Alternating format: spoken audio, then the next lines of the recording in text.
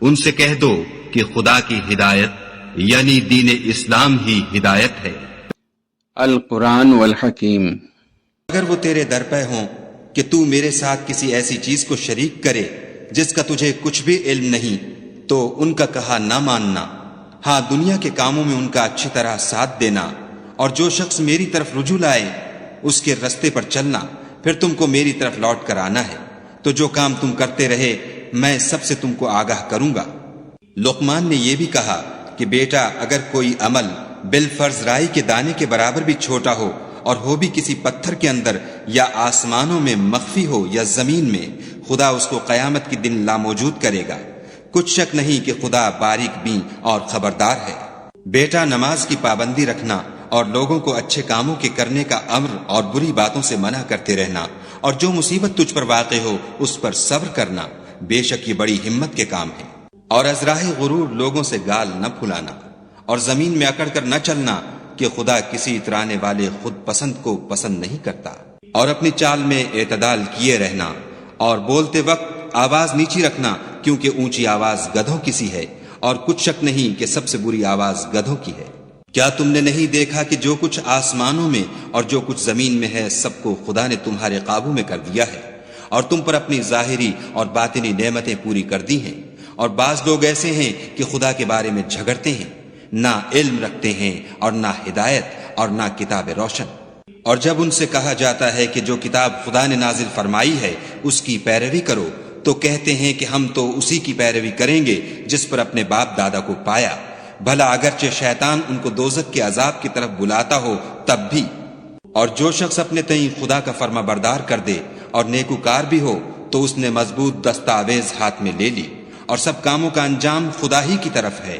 اور جو کفر کرے تو اس کا کفر تمہیں غمناک نہ کر دے، ان کو ہماری طرف لوٹ کر آنا ہے، پھر جو کام وہ کیا کرتے تھے ہم ان کو جتا دیں گے۔ بے شک خدا دلوں کی باتوں سے واقف ہے۔ ہم ان کو تھوڑا سا فائدہ پہنچائیں گے، پھر عذاب شدید کی طرف مجبور کر کے لے جائیں گے۔ اور اگر تم ان سے پوچھو کہ آسمانوں اور زمین کو کس نے پیدا کیا، تو بول اٹھیں گے کہ خدا نے۔ کہہ دو کہ خدا کا شکر ہے، لیکن ان میں اکثر سمجھ نہیں رکھتے۔ جو کچھ آسمانوں اور زمین میں ہے سب خدا ہی کا ہے، بے شک خدا بے پرواہ اور سزاوار حمد و ثنا ہے۔ اور اگر یوں ہو کہ زمین میں جتنے درخت ہیں سب کے سب قلم ہوں، اور سمندر کا تمام پانی سیاہی ہو، اور اس کے بعد 7 سمندر اور سیاہی ہو جائیں، تو خدا کی باتیں یعنی اس کی صفتیں ختم نہ ہوں۔ بے شک خدا غالب حکمت والا ہے۔ خدا کو تمہارا پیدا کرنا اور جلا اٹھانا ایک شخص کے پیدا کرنے اور جلا اٹھانے کی طرح ہے۔ بے شک خدا سننے والا دیکھنے والا ہے۔ کیا تم نے نہیں دیکھا کہ خدا ہی رات کو دن میں داخل کرتا ہے اور وہی دن کو رات میں داخل کرتا ہے، اور اسی نے سورج اور چاند کو تمہارے زیر فرمان کر رکھا ہے، ہر ایک ایک وقت مقرر تک چل رہا ہے، اور یہ کہ خدا تمہارے سب اعمال سے خبردار ہے۔ یہ اس لیے کہ خدا کی ذات برحق ہے، اور جن کو یہ لوگ خدا کے سوا پکارتے ہیں وہ لغو ہیں، اور یہ کہ خدا ہی عالی رتبہ اور گرامی قدر ہے۔ کیا تم نے نہیں دیکھا کہ خدا ہی کی مہربانی سے کشتیاں دریا میں چلتی ہیں تاکہ وہ تم کو اپنی کچھ نشانیاں دکھائے؟ بے شک اس میں ہر صبر کرنے والے اور شکر کرنے والے کے لیے نشانیاں ہیں۔ اور جب ان پر دریا کی لہریں سائبانوں کی طرح چھا جاتی ہیں تو خدا کو پکارنے اور خالص اس کی عبادت کرنے لگتے ہیں، پھر جب وہ ان کو نجات دے کر خشکی پر پہنچا دیتا ہے تو بعض ہی انصاف پر قائم رہتے ہیں، اور ہماری نشانیوں سے وہی انکار کرتے ہیں جو عہد شکن اور ناشکرے ہیں۔ لوگوں اپنے پروردگار سے ڈرو اور اس دن کا خوف کرو کہ نہ تو باپ اپنے بیٹے کے کچھ کام آئے اور نہ بیٹا باپ کے کچھ کام آ سکے۔ بے شک خدا کا وعدہ سچا ہے، بس دنیا کی زندگی تم کو دھوکے میں نہ ڈال دے، اور نہ فریب دینے والا شیطان تمہیں خدا کے بارے میں کسی طرح کا فریب دے۔ خدا ہی کو قیامت کا علم ہے، اور وہی مے برساتا ہے، اور وہی حاملہ کے پیٹ کی چیزوں کو جانتا ہے کہ نر ہے یا مادہ، اور کوئی شخص نہیں جانتا کہ وہ کل کیا کام کرے گا، اور کوئی متنفس نہیں جانتا کہ کس سرزمین میں اسے موت آئے گی۔ بے شک خدا ہی جاننے والا اور خبردار ہے۔ شروع اللہ کے نام سے جو بڑا مہربان نہایت رحم والا ہے۔ الف لام میم۔ اس میں کچھ شک نہیں کہ اس کتاب کا نازل کیا جانا تمام جہان کے پروردگار کی طرف سے ہے۔ کیا یہ لوگ یہ کہتے ہیں کہ پیغمبر نے اس کو از خود بنا لیا ہے؟ نہیں، بلکہ وہ تمہارے پروردگار کی طرف سے برحق ہے، تاکہ تم ان لوگوں کو ہدایت کرو جن کے پاس تم سے پہلے کوئی ہدایت کرنے والا نہیں آیا، تاکہ یہ رستے پر چلے۔ خدا ہی تو ہے جس نے آسمانوں اور زمین کو اور جو چیزیں ان دونوں میں ہیں سب کو 6 دن میں پیدا کیا، پھر عرش پر قائم ہوا۔ اس کے سوا تمہارا نہ کوئی دوست ہے اور نہ سفارش کرنے والا۔ کیا تم نصیحت نہیں پکڑتے؟ وہی آسمان سے زمین تک کے ہر کام کا انتظام کرتا ہے، پھر وہ ایک روز جس کی مقدار تمہارے شمار کے مطابق 1000 برس ہوگی، اس کی طرف صعود اور رجوع کرے گا۔ یہی تو پوشیدہ اور ظاہر کا جاننے والا اور غالب اور رحم والا خدا ہے، جس نے ہر چیز کو بہت اچھی طرح بنایا، یعنی اس کو پیدا کیا اور انسان کی پیدائش کو مٹی سے شروع کیا، پھر اس کی نسل خلاصے سے یعنی حقیر پانی سے پیدا کی، پھر اس کو درست کیا، پھر اس میں اپنی طرف سے روح پھونکی اور تمہارے کان اور آنکھیں اور دل بنائے، مگر تم بہت کم شکر کرتے ہو۔ اور کہنے لگے کہ جب ہم زمین میں ملیا میٹ ہو جائیں گے تو کیا از سر نو پیدا ہوں گے؟ حقیقت یہ ہے کہ یہ لوگ اپنے پروردگار کے سامنے جانے ہی کے قائل نہیں۔ کہہ دو کہ موت کا فرشتہ جو تم پر مقرر کیا گیا ہے تمہاری روحیں قبض کر لیتا ہے، پھر تم اپنے پروردگار کی طرف لوٹائے جاؤ گے، اور تم تعجب کرو جب دیکھو کہ گناہ گار اپنے پروردگار کے سامنے سر جھکائے ہوں گے اور کہیں گے کہ اے ہمارے پروردگار، ہم نے دیکھ لیا اور سن لیا، تو ہم کو دنیا میں واپس بھیج دے کہ نیک عمل کریں، بے شک ہم یقین کرنے والے ہیں۔ اور اگر ہم چاہتے تو ہر شخص کو ہدایت دے دیتے، لیکن میری طرف سے یہ بات قرار پا چکی ہے کہ میں دوزخ کو جنوں اور انسانوں سب سے بھر دوں گا۔ سو اب آگ کے مزے چکھو، اس لیے کہ تم نے اس دن کے آنے کو بھلا رکھا تھا۔ آج ہم بھی تمہیں بھلا دیں گے، اور جو کام تم کرتے تھے ان کی سزا میں ہمیشہ کے عذاب کے مزے چکھتے رہو۔ ہماری آیتوں پر تو وہی لوگ ایمان لاتے ہیں کہ جب ان کو ان سے نصیحت کی جاتی ہے تو سجدے میں گر پڑتے اور اپنے پروردگار کی تعریف کے ساتھ تسبیح کرتے ہیں اور غرور نہیں کرتے۔ ان کے پہلو بچھونوں سے الگ رہتے ہیں، اور وہ اپنے پروردگار کو خوف اور امید سے پکارتے، اور جو مال ہم نے ان کو دیا ہے اس میں سے خرچ کرتے ہیں۔ کوئی متنفس نہیں جانتا کہ ان کے لیے کیسی آنکھوں کی ٹھنڈک چھپا کر رکھی گئی ہے۔ یہ ان اعمال کا صلہ ہے جو وہ کرتے تھے۔ بھلا جو مومن ہو وہ اس شخص کی طرح ہو سکتا ہے جو نافرمان ہو؟ دونوں برابر نہیں ہو سکتے۔ جو لوگ ایمان لائے اور نیک عمل کرتے رہے ان کے رہنے کے لیے باغ ہیں، یہ مہمانی ان کاموں کی جزا ہے جو وہ کرتے تھے۔ اور جنہوں نے نافرمانی کی ان کے رہنے کے لیے دوزخ ہے، جب چاہیں گے کہ اس میں سے نکل جائیں تو اس میں لوٹا دیے جائیں گے، اور ان سے کہا جائے گا کہ جس دوزخ کے عذاب کو تم جھوٹ سمجھتے تھے اس کے مزے چکھو، اور ہم ان کو قیامت کے بڑے عذاب کے سوا عذاب دنیا کا بھی مزہ چکھائیں گے، شاید ہماری طرف لوٹ آئیں۔ اور اس شخص سے بڑھ کر ظالم کون جس کو اس کے پروردگار کی آیتوں سے نصیحت کی جائے تو وہ ان سے منہ پھیر لے۔ ہم گناہ گاروں سے ضرور بدلہ لینے والے ہیں۔ اور ہم نے موسیٰ کو کتاب دی تو تم ان کے ملنے سے شک میں نہ ہونا، اور ہم نے اس کتاب کو یا موسیٰ کو بنی اسرائیل کے لیے ذریعہ ہدایت بنایا، اور ان میں سے ہم نے پیشوا بنائے تھے جو ہمارے حکم سے ہدایت کیا کرتے تھے جب وہ صبر کرتے تھے اور وہ ہماری آیتوں پر یقین رکھتے تھے۔ بلا شبہ تمہارا پروردگار ان میں جن باتوں میں وہ اختلاف کرتے تھے قیامت کے روز فیصلہ کر دے گا۔ کیا ان کو اس امر سے ہدایت نہ ہوئی کہ ہم نے ان سے پہلے بہت سی امتوں کو جن کے مقامات سکونت میں یہ چلتے پھرتے ہیں ہلاک کر دیا؟ بے شک اس میں نشانیاں ہیں تو یہ سنتے کیوں نہیں؟ کیا انہوں نے نہیں دیکھا کہ ہم بنجر زمین کی طرف پانی رواں کرتے ہیں، پھر اس سے کھیتی پیدا کرتے ہیں جس میں سے ان کے چوپائے بھی کھاتے ہیں اور وہ بھی کھاتے ہیں، تو یہ دیکھتے کیوں نہیں؟ وَإِن جَاهَدَاكَ عَلَىٰ أَن تُشْرِكَ بِي مَا لَيْسَ لَكَ بِهِ عِلْمٌ فَلَا تُطِعْهُمَا وَصَاحِبْهُمَا فِي الدُّنْيَا مَعْرُوفًا وَاتَّبِعْ سَبِيلَ مَنْ أَنَابَ إِلَيَّ ثم إلي مرجعكم فأنبئكم بما كنتم تعملون يا بني إنها إن تك مثقال حبة من خردل فتكن في صخرة أو في السماوات أو في الأرض يأت بها الله إن الله لطيف خبير يا بني أقم الصلاة وأمر بالمعروف وانه عن المنكر واصبر على ما أصابك إن ذلك من عزم الأمور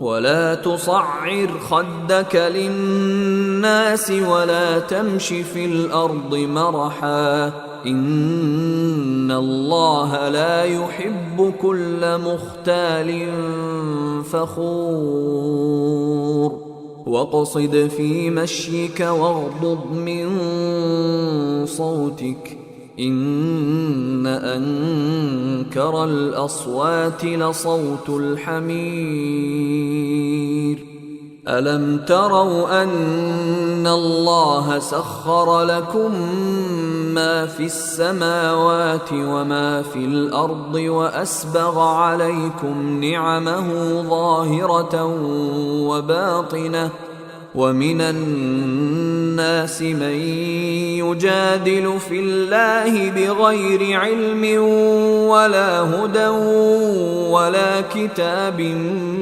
منير وإذا قيل لهم اتبعوا ما أنزل الله قالوا بل نتبع ما وجدنا عليه آباءنا أولو كان الشيطان يدعوهم إلى عذاب السعير ومن يسلم وجهه إلى الله وهو محسن فقد استمسك بالعروة الوثقى وإلى الله عاقبة الأمور ومن كفر فلا يحزنك كفره إلينا مرجعهم فننبئهم بما عملوا إن الله عليم بذات الصدور نمتعهم قليلا ثم نضطرهم إلى عذاب غليظ ولئن سألتهم من خلق السماوات والأرض ليقولن الله قل الحمد لله بل أكثرهم لا يعلمون لله ما في السماوات والأرض إن الله هو الغني الحميد ولو أن ما في الأرض من شجرة أقلام والبحر يمده من بعده 7 أبحر ما نفدت كلمات الله إن الله عزيز حكيم ما خلقكم ولا بعثكم إلا كنفس واحدة إن الله سميع بصير ألم تر أن الله يولج الليل في النهار ويولج النهار في الليل وسخر الشمس والقمر كل يجري إلى أجل مسمى وأن الله بما تعملون تعملون خبير.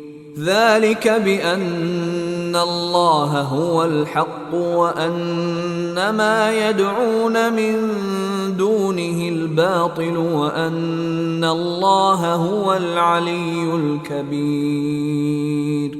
ألم تر أن الفلك تجري في البحر بنعمة الله ليريكم من آياته إن في ذلك لآيات لكل صبار شكور.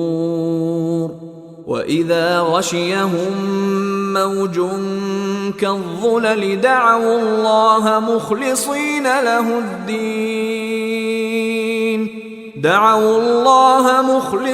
له الدين فلما نجاهم إلى البر فمنهم مقتصد وما يجحد بآياتنا إلا كل ختار كفور.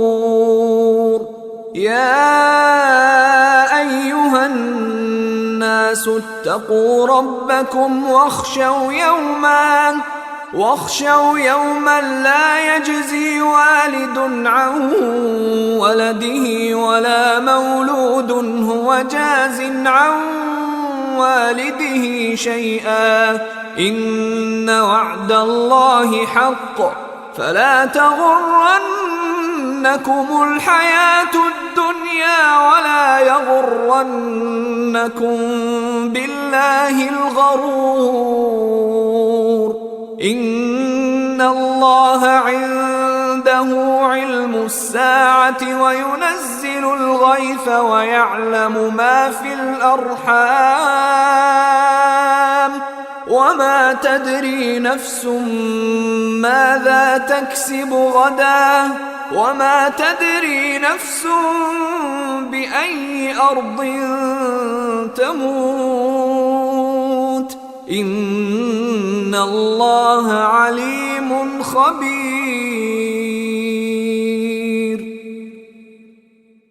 بسم الله الرحمن الرحيم. ألف لام ميم. تنزيل الكتاب لا ريب فيه من رب العالمين. أم يقولون افتراه بل هو الحق من ربك لتنذر قوما ما أتاهم من نذير من قبلك لعلهم يهتدون. الله الذي خلق السماوات والأرض وما بينهما في 6 أيام ثم استوى على العرش ما لكم من دونه من ولي ولا شفيع أفلا تتذكرون. يدبر الأمر من السماء إلى الأرض ثم يعرج إليه في يوم كان مقداره 1000 سنة مما تعدون. ذلك عالم الغيب والشهادة العزيز الرحيم. الذي أحسن كل شيء خلقه وبدأ خلق الإنسان من طين ثم جعل نسله من سلالة من ماء مهين ثم سواه ونفخ فيه من روحه وجعل لكم السمع والأبصار والأفئدة قليلا ما تشكرون. وقالوا أإذا ضللنا في الأرض أإنا لفي خلق جديد بل هم بلقاء ربهم كافرون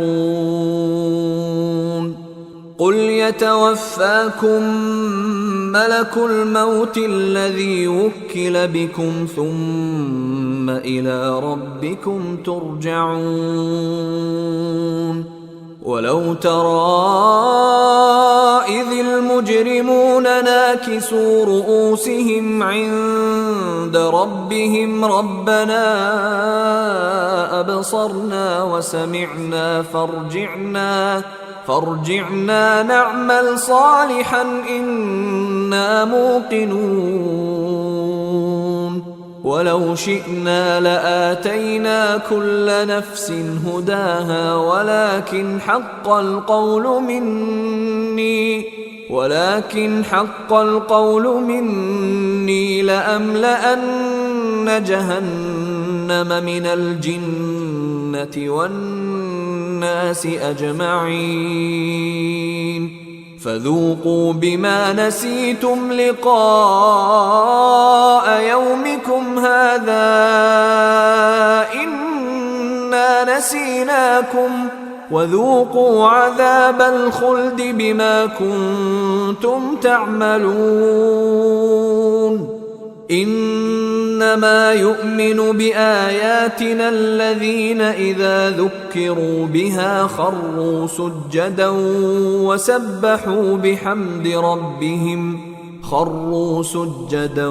وسبحوا بحمد ربهم وهم لا يستكبرون आयत सजदा सुनने वालों पर सजदा लाजिम है। تتجافى جنوبهم عن المضاجع يدعون ربهم خوفا وطمعا ومما رزقناهم ينفقون فلا تعلم نفس ما أخفي لهم من قرة أعين جزاء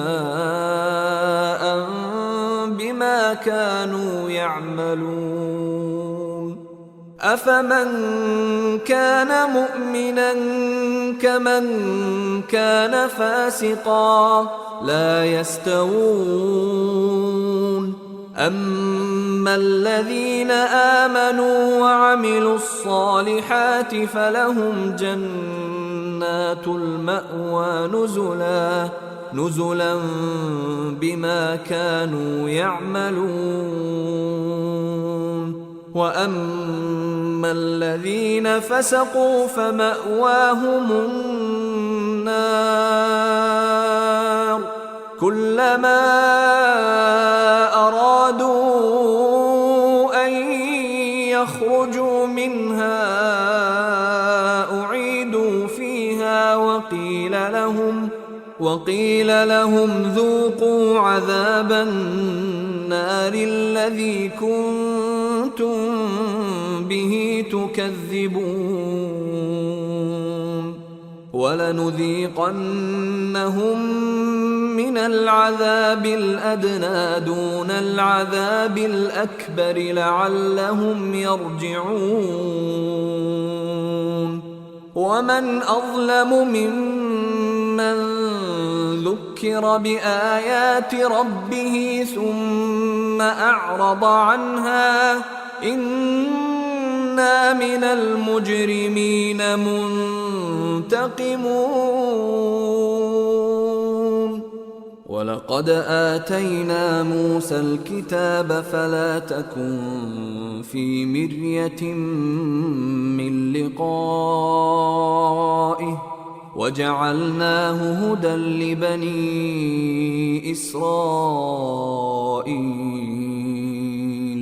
وجعلنا منهم أئمة يهدون بأمرنا لما صبروا وكانوا بآياتنا يوقنون إن ربك هو يفصل بينهم يوم القيامة فيما كانوا فيه يختلفون أولم يهد لهم كم أهلكنا من قبلهم من القرون يمشون في مساكنهم إن في ذلك لآيات